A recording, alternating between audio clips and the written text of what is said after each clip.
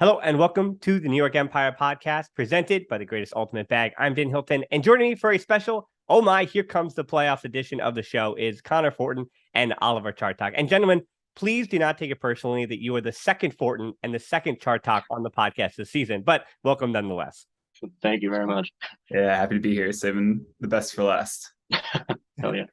Well, certainly a big credit to the two of you. We're going to start basically with the Empire stuff, with the playoffs, with this season, your role in the Empire and all that. Then we'll get into the personal stuff. And the reason why I'm having the two of you on it now, for full discretion, is that I wasn't sure entirely with Connor coming back, and we'll talk about that after all these years in the AUDL, how much he would feature on the team. And Oliver, for you, as far as, being Elliot's younger brother, but being a young player yourself, how many games would you fit? And then at this point in the season, Connor Fortin and Oliver Chartock have certainly played too much for me not to do a podcast with both of you. So that, for full discretion, that's what happened, where every game and every week went by and I really should have done a preseason show with them. And I did run out of week. So before we do get into your stories, though, we have to reacquaint the audience, I should say, with where we are in the season. Just a few days ago, the DC Breeze took it to the Hotbirds, that being the Philadelphia Phoenix, ending their season with clinical offense and big plays on defense against a Philly team, willing to try to make the home run pass with a Huck. It'll be the fourth time you're playing the Breeze this season, and I do count that overtime preseason in Colombia down in South America. So each of those games has been really tight, well played games. So Connor, just starting with you here, they say beating a team 3 times is hard, but do you think that rule applies to the fourth go around? Oh, absolutely. I feel like the players on each team know each other really well. We know kind of what the strengths and weaknesses are of all the players we expect DC to be playing, and I'm sure they feel the same way about us. So I think the coaches are going to have really good game plans against each other, and so it's going to come down to executing that as best as we can. Yeah, certainly. I mean, I know obviously on this show we give compliments to Charlie Hoppus and Anthony Nunez. There's a reason why they're co-coaches of an undefeated team, but Daryl Stanley for many years now has been known as, I think when I started doing games with him in the MOU days, he was one of the up and coming minds of the sport. And now he's just one of the best minds that the sport has to offer, certainly. And so, Oliver, when you are scouting DC, and I mean, obviously not you personally, but as a team scouts DC and you try to get into the mind of Daryl Stanley, what are the challenges of having to scout an O-line that does go 10 or 11 players deep, especially for you trying to figure out which matchups you might have from point to point? Yeah, that's a good question. I think that for the matchup wise, I think we just got to watch a lot of film and figure out like what tools we have to match up with them. You said they have a deep team. So I think like for us, we have to trust like everyone who is watching film, who are placing up the matchups, and then kind of dive deep into those and get ready for whatever comes our way. And at this point in the season, too, kind of going back to you, then Oliver, you can add on to this. You kind of know the type of player that you'll be matching up against, right? At no point are you going to say, hey, I've been guarding cutters in that middle space for this season, and now I'm going to be switching over to a handler, right? Yeah, mostly. Although sometimes, you never know what happens with injuries during a game, or some of the lines they might mix up just in terms of who's playing well and who's not. And so, you usually have like a matchup in mind or a couple matchups in mind that the coaches are giving you, but it's good to always be prepared to have to hop on to someone else for a few points if you have to. So it is like, mostly preparing for your own player, and then some more work just to be familiar with everybody else out there. Yeah. I think at the beginning of the season, I think I came in thinking I was more of a handler defender, and that slowly switched over the season. And it's been like good to have a more like solidified role of what I'm going into each week and what I should expect. And it makes it definitely easier to prep for each game because of that. Yeah, and for both of you, your first season on the Empire last year was at Granite Knolls Park. So for even the players who joined in the post-COVID era, it'll be the first playoff home game at Joseph F. Facine Field for so many of you. And in your first season with the Empire, how much were you surprised, I guess I should say, at how much of an advantage playing at Facina Field would be?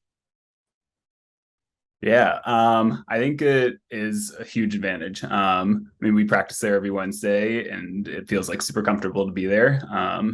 And you get on the field, it feels like you're getting reps just like you've done all season, every Wednesday, and you can kind of just fit back into that groove of playing against a new team, perhaps, but with your same teammates. So it's pretty easy. Yeah, I would basically want to say the exact same thing. And I know like NFL quarterbacks love playing in their own stadiums because they like know the sight lines for throwing and stuff. And I kind of feel the same way on Facina. Is just like you're just so familiar with what it looks like, and yeah, where you are, that you're just like, you feel really at home when you have to practice there, every week and then play there too. It feels good. Yeah, and Connor, I have to bring it up now. Where there's only so much shade, I want to give you a runway to throw a little shade at the past, but not too much. But how have the AUDL digs, not only Facina, but just all around where you've been this season in the East Division, how has that changed since that first year with Rochester when the league was, kind of figuring out, can we even rent a place? Where can we go? Where can we play these games? Right? It's almost night and day in terms of the venues at this point, right? Oh yeah, it's like crazy. I remember playing in New York City and we were playing like on a baseball field, half on a baseball field before. I forget honestly where that field was, but Facina's so much better. The Dragons moved a field every single year because I don't know, I don't think that they wanted us back after we were there. So like no place felt like home. We just like slowly moved further out of the city. So now like the stadiums are incredible and the crowds are like so much bigger, orders of magnitude bigger than when I was playing in Rochester. So yeah, it's the league has changed so much in terms of like professionalism and the in-game experience, and then also like the experience for the players is so much better as well. Well, I hope for both of you, of course, you get to enjoy that atmosphere that's going to exist in Madison, certainly for championship weekend. And Connor, so speaking of those Rochester Dragons, and kind of relating to this season, this is your first year back in the AUDL since 2014. I think when I signed you up to do this show, that was the question I think that was screaming out to me that, while we'll talk about the Rochester stuff later, it has been 8 years since you saw an AUDL field. Were there any nerves at all if you could still do it the way you wanted to? I mean, and full discretion, you were still not yet 30. So you were so young when you played. Again, Yeah. we'll talk about that later. But again, still in your, not even 30 yet. It feels like physically you probably had it. But as far as getting back to the level required to play a professional game. Yeah, I was mostly the more nervous about matching up with our own players on the Empire because of how good everybody is. I feel like I was more nervous in the beginning for our own practices and like being able to hang there.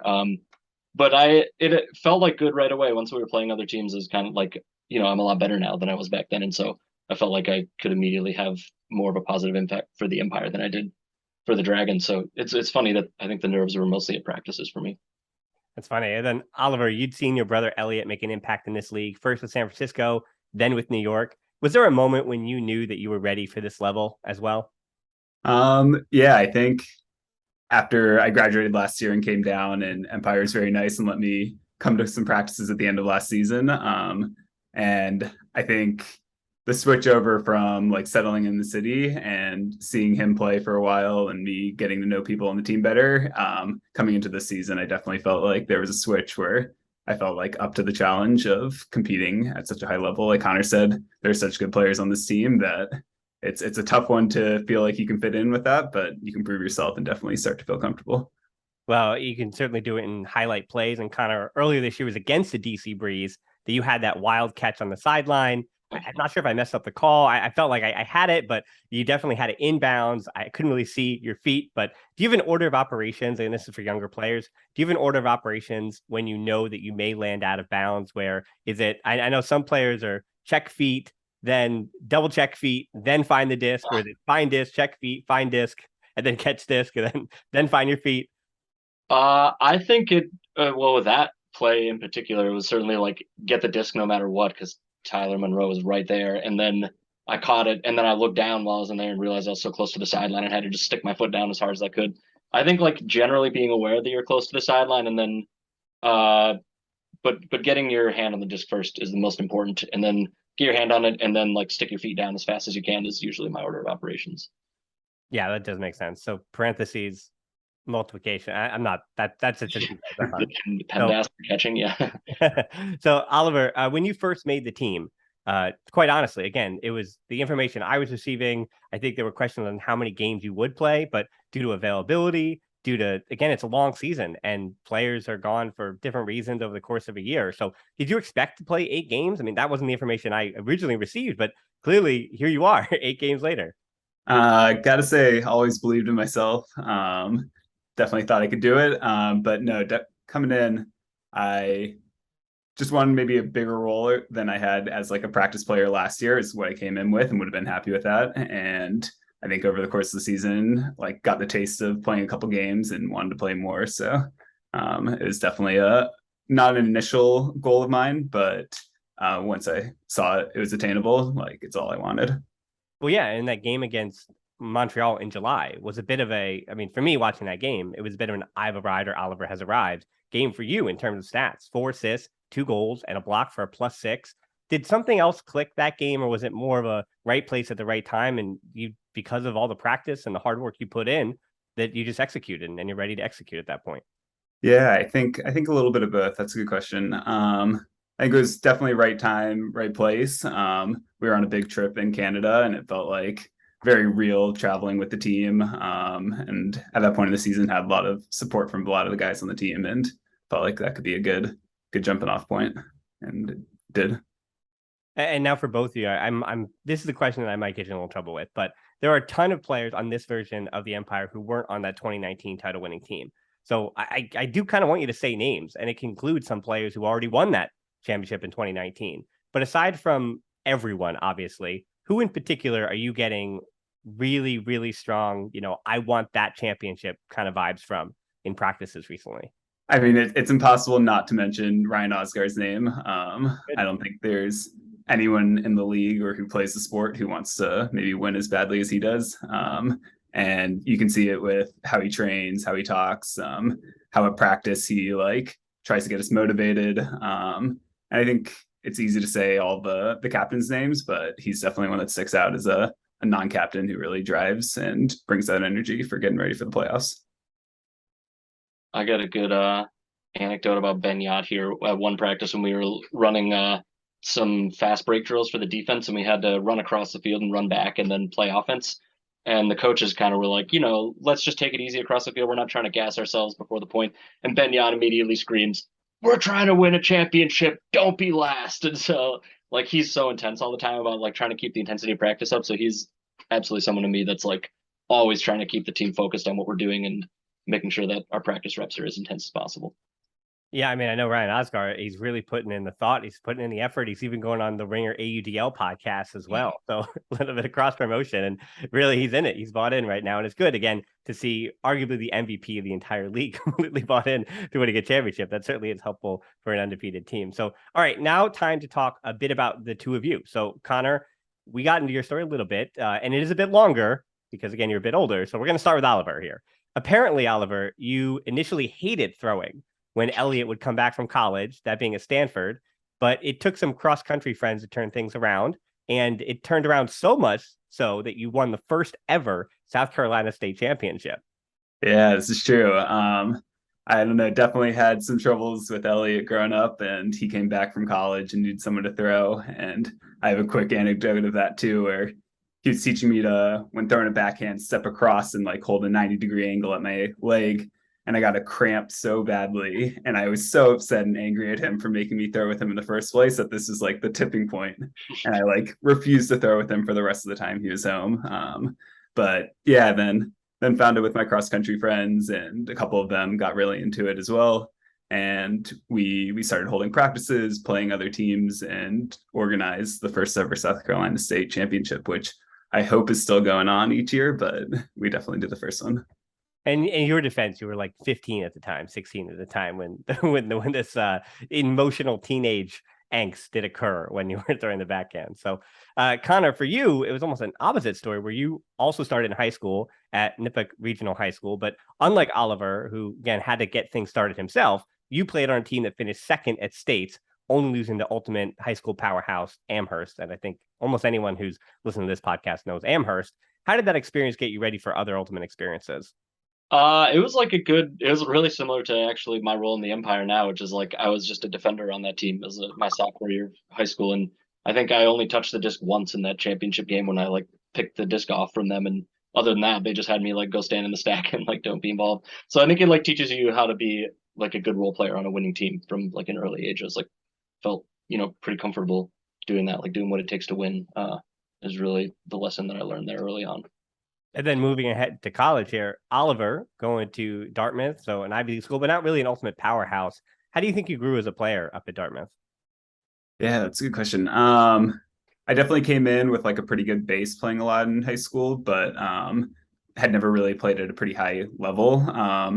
So it took like a lot of learning from my captains as the first couple of years I was there, how to prepare for like bigger games, and how to like managed the role of having a bigger position on like a better team. So it was a lot of learning the kind of more intricacies of playing, and it also helped to have like a coach for the first time. I learned a lot having like systems brought in and stuff like that I had never had introduced to me. And no disrespect to the Dartmouth men's program, but the Dartmouth women's program, they produce stars. I mean, real stars of the women's game for sure. So, yeah, what is the dynamic there at Dartmouth between, again, this powerhouse superstar women's team and what is the Dartmouth men who are, I mean, they're a good team, but obviously you weren't the level of the Dartmouth women.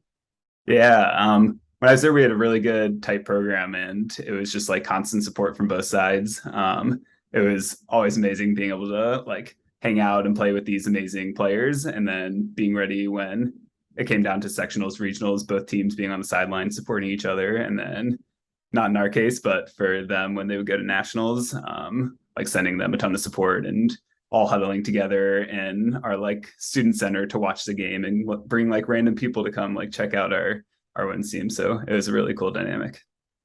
And then Connor, while you were in college at RIT, you got to work with former Empire head coach Brian Jones while playing for the Rochester Dragons in 2013 and 14. And at that time, you were an upperclassman at RIT in Rochester. So very much like the Hammerheads. And we've heard from some of that being Stevens Tech's own Marquez Brown-Lee, and Rutgers had a whole contingent there who were playing for the Hammerheads while still seniors at Rutgers. So very much like similar answers that we heard from those former Hammerheads. Do you think being a young player getting crushed by Toronto multiple times a season was something that you could learn from? Or do you feel like it's something that kind of happened and kind of taught you how to win, or rather how to lose, which might help you learn how to win at this point? That's a good question. Certainly taught me how to lose. We lost a lot. I think it really helps in terms of like gaining your own confidence on the field. Like once I started to be good enough to like kind of make plays against Toronto, that was kind of like an eye-opening moment of like, oh, like I can actually play at this level and contribute, even if we're not winning right now. Like I think that those games are really important to my own growth. Like you just don't often get to play, top club teams or top pro teams as a young kind of not good kid in college. So getting a lot of those games in was actually really good for my development. Well, and I know it's not Toronto that scared you away, but I know you did step away from Ultimate for a bit there when you moved to Bridgeport, Connecticut. But then you made a return to the club scene, worked Yeah. things out. And how hard was it though to leave the game and then come back again? It wasn't actually all that bad. I took an off season off to really get in shape. I was living in my parents' house and didn't have much to do, so I was just like going to Planet Fitness a lot and going on a lot of runs. And so I felt like I actually showed up in the off season for club tryouts in the best shape I'd been in, and then I just kind of like fell in love with the sport all over again. Great, great. All right. So now, I mean, that was a little fun, but now for the real fun stuff. So Oliver, you and I were going back and forth about asking this question, but while I want to normalize, men painting their nails is totally fine, do it all the time, but there's a special reason why you and Jack Williams do paint your nails for these games. Yeah. So I came to, I think it was like one practice, and my toes painted, and Jack noticed them, and he said he wanted to paint his fingernails, but didn't want to do it alone. So I volunteered to join in on him with that. And we decided that each week we'd paint our fingernails the opposite team's colors to get in their heads. So we have a pregame ritual of either together or at home painting our nails, mismatching between fingers of the opposite team's colors. So what are you going this week with DC? Is it red, white, and blue all the way across the 10? No, just red and blue. We're keeping simple, two colors. Yeah, and then again, hopefully that does get into the head of some of the cutters downfield for on that DC breeze. Oh, now as far as nicknames, while I've only ever heard Oliver and Connor, Oliver, where did the nickname Baba come from? Was that right, Baba? Yeah, Baba. That was started actually by my brother's friends. So it was a progression of them all calling me Ali, and then Ali Baba, and then just Baba. And it really stuck with him and his friends, and that's all they call me now. And I'm trying to bring it into the Frisbee world. So hopefully that one sticks. Yeah, and then Connor, I think you know where this one's going. The similar question: where did the nickname Corn Dog come from? And I'm always so nervous about the nickname because right, this is a safe for work podcast, right? But I'm always so worried in the Frisbee community or the Ultimate community that these nicknames are not. But I'm hoping that Corn Dog is a safe for work nickname. It is. People in college used to call me Con Dog, but then I kind of found out my senior year that a lot of my friends, like behind my back and other like group texts and stuff, would always just refer to me as corn dog. And I also tell a lot of corny jokes, so that probably contributes to it. And so then once I found out, they all started like openly calling me corn dog. And I thought that was actually pretty funny when that's what they were calling me. So then that's like stuck for my college friends after I graduated, and then some people in club that have found out about that also call me corn dog. So I don't mind that one. I think it's pretty funny.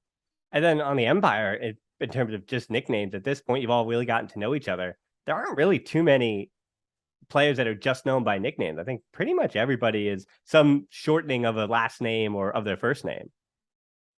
Yeah, not too much. There's JR for John Randolph, Kez, but yeah, not too many. I mean, again, those are just JR is just the shortened version of, I pulled for Johnny Ultimate for a while. I mean, I think that's where the branding needs to go in this direction for JR, but it seems like he's committed to JR. Now, Oliver. There is one other for JR that some people like to do is when he's sprinting deep, his legs are real big and people call him meat pistons, like the pistons of a car. So there's that one that's catching on.